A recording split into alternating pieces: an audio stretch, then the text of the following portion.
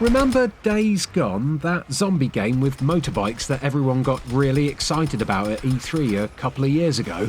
Well, there was a Days Gone press event recently where members of the gaming press got their eager little hands on the game's E3 demo a couple of weeks early, which was probably quite nice for the people who were invited. I wasn't though, so, I guess I'm not important enough or whatever. Either way, we've managed to schnaffle some new gameplay footage from the event, plus a load of info from someone from Eurogamer who actually did get an invite. So put your arms around my waist and hold on tight, because I'm about to rev my info engine and blast some Days Gone knowledge straight out of my exhaust pipe, which, let's just be super clear here, isn't a euphemism for having a poo. Okay, time for the rest of you.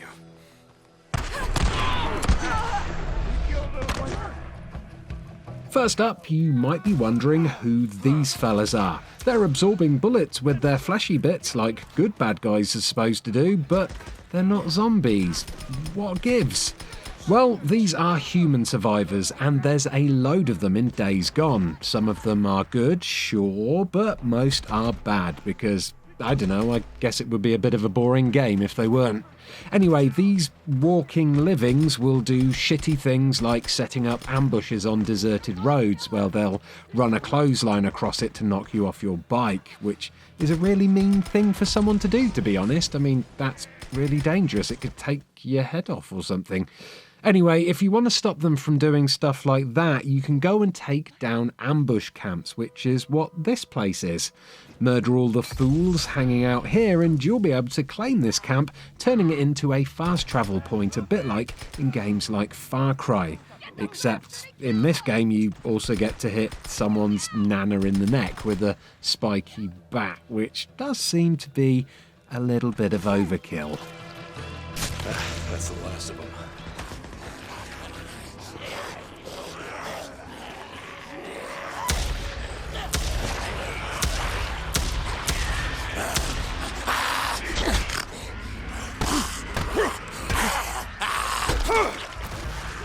So, we've seen normal murder. How about undead murder?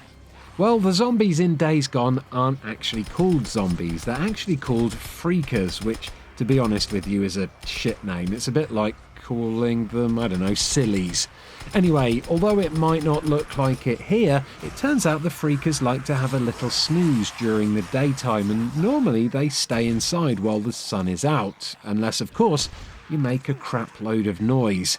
If you do that, then they're all going to come running, and what starts out as one or two Zeds can often become a full-blown horde if you're not paying attention. Ravens. Goddamn birds. Where there's ravens, well, there's nests.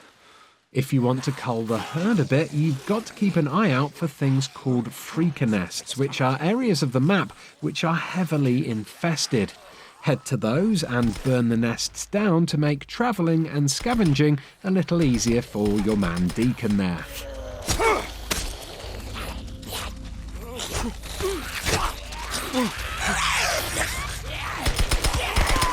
On the subject of Deacon, if you've been paying careful attention to this footage, you might have noticed that he seems to have the power to slow down time. Now, he's not the Flash or Quicksilver or whatever else those really fast superheroes are called. Oh no. No, he's actually just really good at concentrating or something, because what he's doing here is called focus. This is one of Deacon's upgradable skills, although how deep this system will be remains to be seen. In all probability, any upgrades will just lengthen the time you can focus for and reduce the time it takes for your focus to recharge.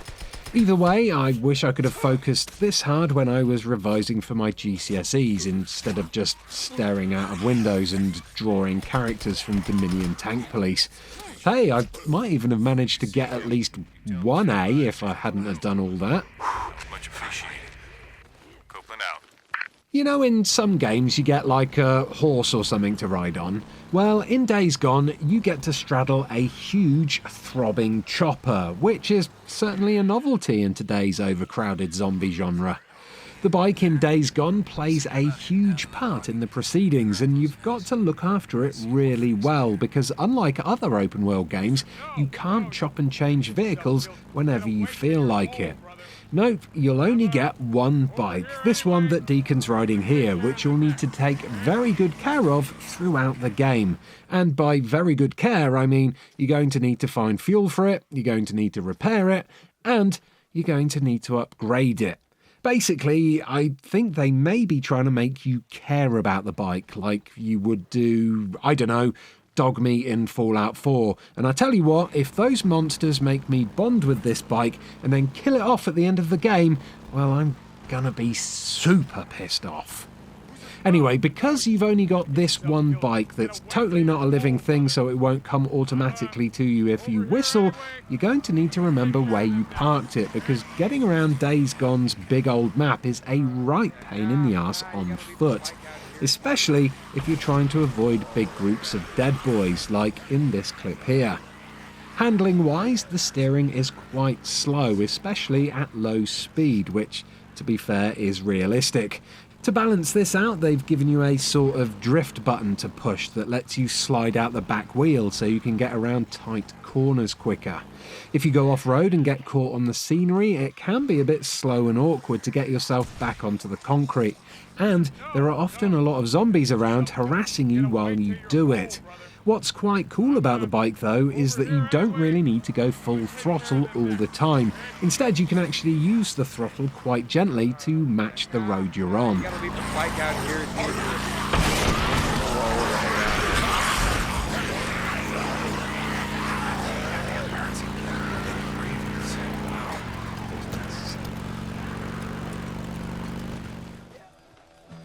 saw something. What are you talking about? Fuck that guy. Couple dozen peeps, guns up the ass, every goddamn thing as soon as you kids look at me. Finally, while this gameplay footage might suggest otherwise, there is actually a heads-up display in Days Gone.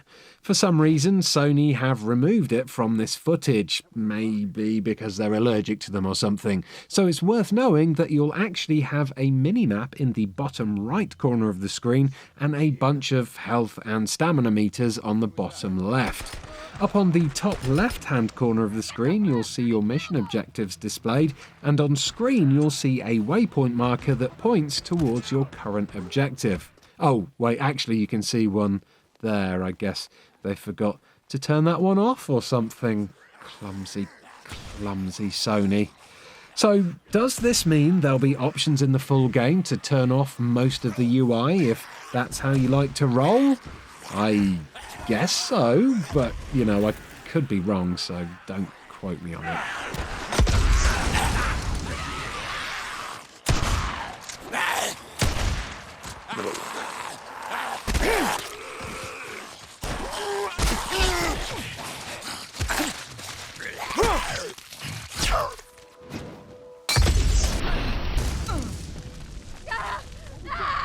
So that's Days Gone then. There's not too much footage here to work with, so I couldn't really go into the crafting. There is some, but it's the standard bandages and traps kind of thing.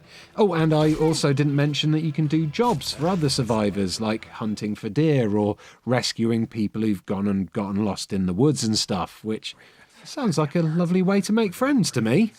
To be honest, this whole thing gives me a sort of Far Cry meets The Last of Us vibe, if Far Cry and The Last of Us were riding a big old motorbike, so it seems like one to keep an eye on. And if you want to do that, make sure to like this video and subscribe to Eurogamer, because I'm freaking sure I'll feature more about these freakers in the near future, as opposed to the past, because those days are gone.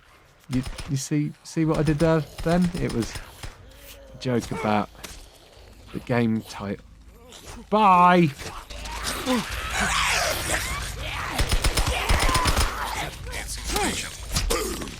you see him, you tell him to swing by and say hello. Is that the last of them? Much appreciated.